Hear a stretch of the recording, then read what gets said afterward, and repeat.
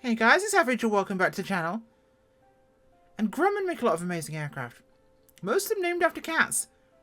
This one's no exception. This is the AA-5B, the Grumman Tiger. And it's hovering, because it's in the preview screen, don't worry about it and don't click Fly to fly. The Grumman Tiger is an all-metal, 4-seat light aircraft used for touring and training, and the line includes the original American Aviation AA-5 Traveller, the Grumman Traveller, the AA-5 Cheetah, the Tiger, and a number of other different variations. Built between 1971 and 2006, it's about 3,200 have been developed. Now, this thing is powered by a Lycoming 0360, putting out 180 horsepower, reasonable there, max speed of 148 knots, cruise at 143 knots, so very fast for a fixed gear aeroplane here, and that's 75% power, stall speed of 53 knots, so very slow, range is 681 nautical miles, endurance of 4.7 hours. Really potent, actually, for an aircraft of this size. So, this is developed by BRsimDesigns, who brought us in the past things like the V35. And we'll take a look at the shape of the aircraft in a moment, because that one had some proportion issues. But this one comes with 8 different liveries. You'll see here, custom sounds, flight dynamics, doors open, free castering nose wheel, heads up for that. Mixture of 4 and 8K textures, PBR materials, volumetric lighting, and customization options.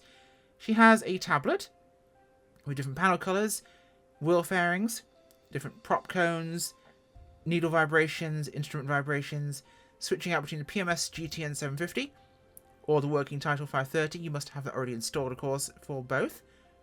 And state saving for those options. So let's dive right in and take a look at the aircraft, and we'll have a look around the outside too. In fact, we'll do that first. We'll go outside here first. And I've got some pictures pulled up on Google, the Gloggle, of the shape of this aircraft. Now, looking at some of these pictures, the cockpit profile could be a little steep. Like, that might be okay, but I think... Oh, no, on some that looks absolutely accurate. On other ones, it looks like it's a little more shallow. That could be a difference in window. And that's Grumman versions, there's other versions. It might just be a different material. Of the particular window model used on a various model. I'm not sure. But looking at a side profile, this looks reasonably accurate, but on some it's a little bit smoother. Tail shape is a bit rounded. Whereas every picture I'm seeing of them is squared off. So this is a bit too round at the front. Whereas most of the pictures looks like it's squared off at the top. The profile down here is good. But the shape itself is okay. It's just the top needs to be more square. Like, imagine if you chopped it off below the red. Right? It's more how it looks. Now, gear height looks about right. She looks, scale-wise with the pilot's pretty decent too. I'm looking at the front. That looks reasonable to me. I'm not an expert, but I'm only bringing this up because, of course, BR did have some proportion issues on the V35 Bonanza, I believe it was. Had some issues with that, so have a quick look under here. Nice detail on the chocks. Weathering and wear and tear on the materials is quite nice. Got intake covers there, of course. I do like the Tiger livery, it's quite pretty. Textures are pretty sharp, actually. Of course, they should be for this size. Maybe a little bit smeary there for 8K, depending on what they've used on the outside. The slip panel, of course, is surprisingly low texture, or low resolution, sorry, given how they're boasting 4 and 8K. That's a little bit low res and plasticky looking. But not awful. Oh, those seats are quite detailed. I wonder where the 8K textures went from. That's apparently it. Okay, ignore me. You know what? We'll get inside the plane. Take a look around inside here, shall we? Let me close the Google images there. And we'll get back in the front. Now, of course, we've got a reading light here. And here is our canopy, by the way, which is one of the cool things. Yes, the roof of the aeroplane actually opens up. It's a sliding canopy, which is unique for aircraft of this type. Of course, most of them have a door. This has a canopy. You climb in, which of course makes it kind of fun. And you've got that whole pull back there. Now, let's turn some power on, shall we? Take a look. We can turn this on without that. Awesome. Now, cool to see we've got this set up here. An occupant here, but no visibility of occupant yet. Which is sad. I want to see Captain Whiskers. If you want the PMS installed, that can be installed. Okay, panel colours. We've got blue, cream, we've got blue, and we've got black. I like that. Sunshades, hide. We can have those on or off. Prop chrome painted on metallic, gear fairings, hide. Would have liked the ability to keep the main fairings on, but to take the nose one off, for example. We'll have the vibrations on there. So that's the fairings off, of course. I like how the nose wheel isn't straight already because it is free castering entirely. But that's neat. I do like that a lot. Okay. So ground safety, engine cover. Those are the engine covers out. Of course, pitot covers off. Tie downs off and chocks off. Everything is clear of the aircraft. We'll be technically ready for a start there. That's the option at the front there. Of course, the GPS system and the radio. Switching those out as you wish to. Open baggage door down below there. So we've got here, we've got our checklists on there too. This does look like it's basically placeholding for 2024. Like other aircraft recently releasing with tablets, this looks like it's placeholding for 2024 to have those options. I love these old controls. Everything feels very antiquated in this aircraft, which I'm in love with. Loving that entirely. Checking around, see what we can click. Control lock pins. I'm liking that again. Other little bits and nuances here that I'm thinking would be really cool. A lot of these features do nod towards 2024 compatibility. Like these developers are basically thinking, these things are all going to be in 2024, things like walkarounds. Let's start to include features in our aircraft that are going to be useful going forward. So let's take a look at this. So tie downs removed, engine cover removed, pitot covers removed. These are all removed. All switches are currently off. Yes, we are good to go. So engine start will be master on. Mixture to full rich. Let's do that now. Carb is off. Selector valve left. That's already done. Engine cracked there. Flaps are currently set to up. Aux for pump on. And prime briefly. Pump here. 2. And that sound is great. That sounds asthmatic. I'm in love with that fuel pump sound. That sounds truly asthmatic, like an old GA plane. That sounds like it's trying desperately to suck through. You know how straws now are environmentally friendly and made of paper? So after about 10 minutes of your Starbucks, you know, frozen mocha, or your whatever coffee drink you want to have, a cold coffee drink, right? Yeah? Or like my iced frappuccino I had the other day. After about 10 minutes, that straw is so soggy, you're trying to suck any of the coffee through it, and the thing's collapsing on you. That's what that sounds like. Okay? That's all good. Prop air clear. Mags to both. Throttles a quarter. Starter. And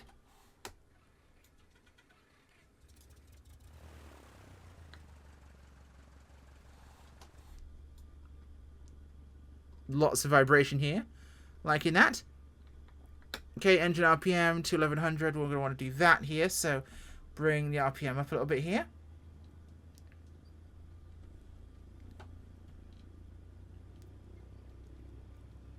Oh, this rattling and squeaking. I'm in love with this already. And this is 20 pounds. So this is really not expensive at all. In the grand scheme of things.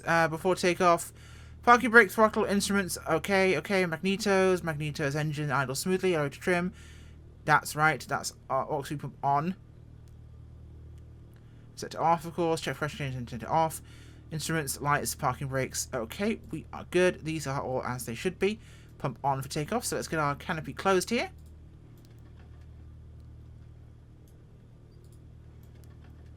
Love that. Okay. For some reason, my PMS is not turning on. That's a me issue. So we'll go back to the working title here. Oh, you know what? It's not. The avionics power is off. That would be why it wasn't on. Wait, on. Did I? Yeah, okay. It was me. Never mind. There we go. That's what we wanted alternator on as well. Let's make sure we have that taken care of. Okay. I'm loving the vibrations in here. I'm loving the old ADF up there. That's really nice. Everything here feels so very delightfully antiquated in the best possible way. It's all worn. It's not rusty, but it's worn and loved. There's scuff marks, there's rubbing here on the, and little bits of dents on the metal trim. Everything feels like this has been a well-loved aeroplane. I'm actually pretty impressed. Again, I paid for this myself, so I'm crowing over this thing as a consumer, like you are.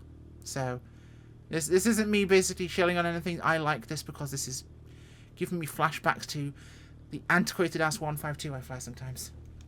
That poor little thing has seen far better days. Right. Let's get my head turning and operating here. Get this thing turned around. Now, of course, we are on a caster nose wheel, so once we have some speed, we'll be able to use our rudder pedals, but otherwise it's a toe brake job. And this is an area I'm very experienced with, because this is how generally you have to navigate a Cessna around on grass, is with the toe brakes, because the nose wheel steering is anemic at best. Especially the older ones, they get very wobbly on that nose steering. So you end up doing most of your steering with the toe brakes, which is why you give it a little bit of toe brake. Don't give it the full thing, because that ends up skid steering and you'll flat spot tyres. But a little bit of pressure on the left or right toe, and you can steer just fine without having any ability to control that. There we go. We'll go 1-notch flaps here for takeoff. There we go. We'll go full power here.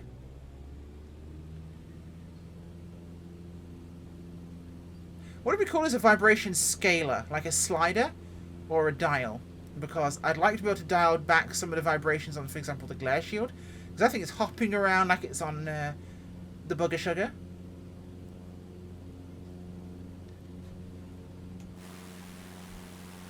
Look at this little... Oh, and the door's open. That's a classic me mistake. Close baggage door. Are you going to close? Or are you not going to operate because we're moving? No, it's not going to operate because we're moving. So that's a... Wouldn't be able to open it if we were already open. But we can't now close it because it's open. We'll pretend it's not a thing. It's just a typical Avangel oversight. Okay, flaps are coming up. Now, these are fairly rudimentary little aircraft. They're not super duper complicated. They're in that same kind of ballpark as the older 172s.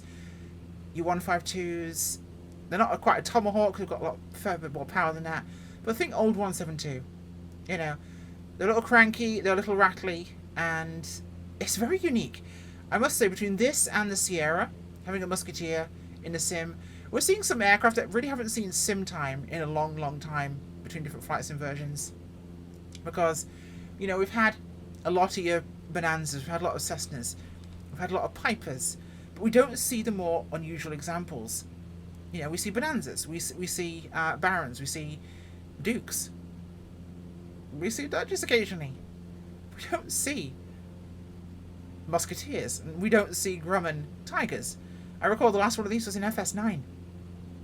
Yeah, a while ago. And this is a fairly reasonable rendition of one. I do like canopy aircraft, of course, things like this, and of course the Robin DR400. Great visibility for GA flying, of course, out this side window, very big. And the windshield view is good, visibility is good. Again, this tablet seems like it's basically holding a place for the Asobo one coming from 2024. Of course, that one will be in the cockpit, will have a lot of functions, obviously. They'll have the ability to make their own apps, so we'll tend to see a lot of developers put their pages into, because obviously you'll be able to use the default checklist system, this one, in the tablet in-game. So you'll just put your stuff into that default system and it'll be in the new tablets.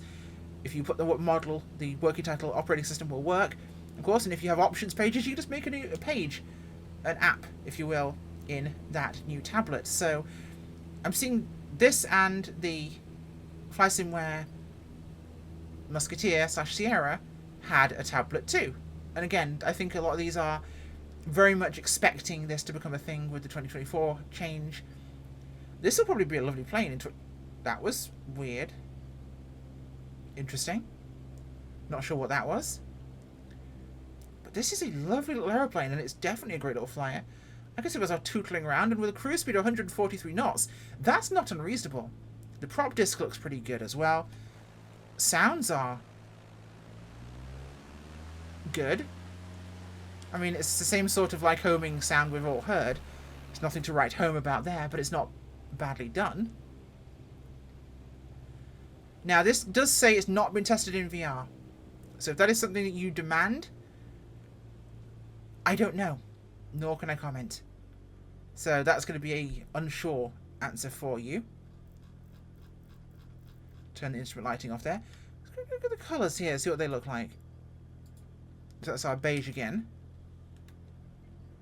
And we'll go to the British military aircraft circa 1950s. Coal Black Edition. Go back to the blue there. There's our airport, so we'll pull the power out here, we'll circle around. And she's not particularly slippy, this aircraft, so it's already losing a lot of airspeed for us. Remember that 53 knots is our ballpark we want to be aware of. So bringing her around here towards the approach path.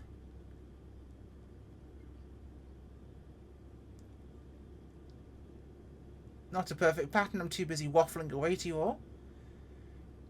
But I must say, for a reasonable price, you get a lot of features in this airplane and a lot of functions.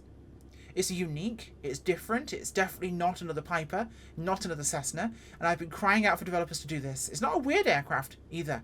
It's not some of the weird, wonderful types we've seen coming out from people where they've released the most obscure airplane where 2 of them were ever made. There are 3,500 of these. These are relatively noticeable. I knew about this before Flight Sim, from just general GA flying. You know, a Grumman Tiger. They're a bit older now. You don't tend to see them as often, but Grumman Tiger's not exactly a surprise to see. It flaps it down there. Now, I'm pulling power out, and she is absolutely just dropping the power off here. Speed is bleeding away. She wants to drop like a rock, so I'll keep my head up here. A little bit more power, just to kind of set our approach point. She's being very predictable right now. Very familiar. I'm liking how stable this is on approach. It's doing exactly what I ask it to. No weird experiences just yet. That was a bit over angle of attack from myself there.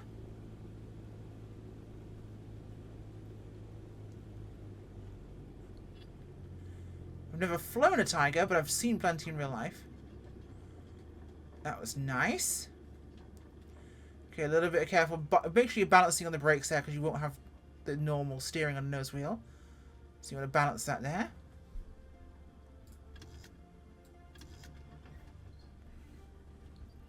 Well, on the brakes, and we'll get off the runway here. Open the canopy for taxi. For that ability to do that experience you won't get in many aircraft of the sim. I can pop my canopy and taxi back to the hangar. Look at that. Genuinely, I really like this as an add-on. It's got enough features that I'm interested in it. To my best knowledge, it seems accurate.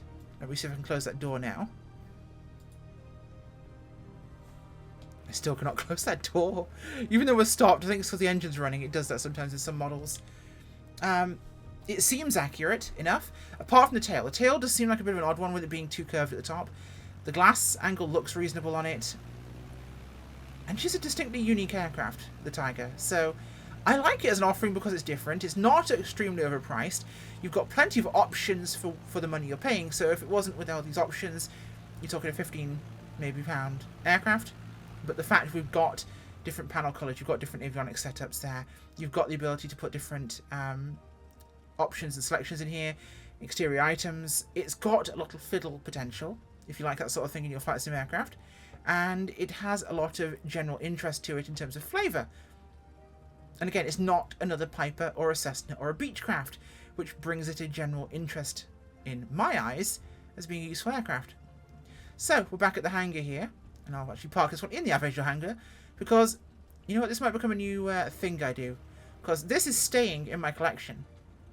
The Grumman Tiger here from BRsim. Because I rather like this one. Oh, need a bigger hangar door. There we go. Now, I rather like this little thing. Can I finally close that? We'll see. Will it finally let me close the baggage door? It will. That makes it for me. It's an old man slurping on a paper straw that's half freaking soggy. And at least we've closed the cargo door. Thank you for watching, guys. Bye.